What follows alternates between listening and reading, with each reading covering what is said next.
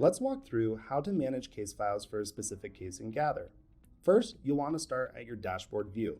Then, look for the case that you're working on and click on the case card. From a Cases Organized page, navigate to the document icon in the top right corner and click on the Case Files tab.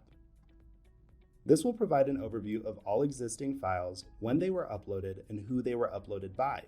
Clicking the three dots on the far right of each file will allow you to view the file, download it for printing, delete it, and even rename it if you'd like.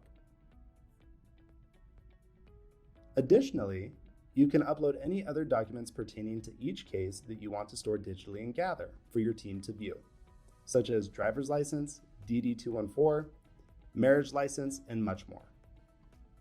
As discussed in the signature packet lesson, any eSign signature packets will automatically be stored to the case files for a specific case.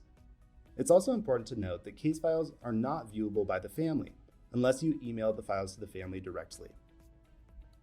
And that is a quick overview of everything that you need to know about how to manage case files within Gather. Still have support-related questions? You can call our support team directly at 208-908-0488, or you can chat in with our support team directly in the Gather platform.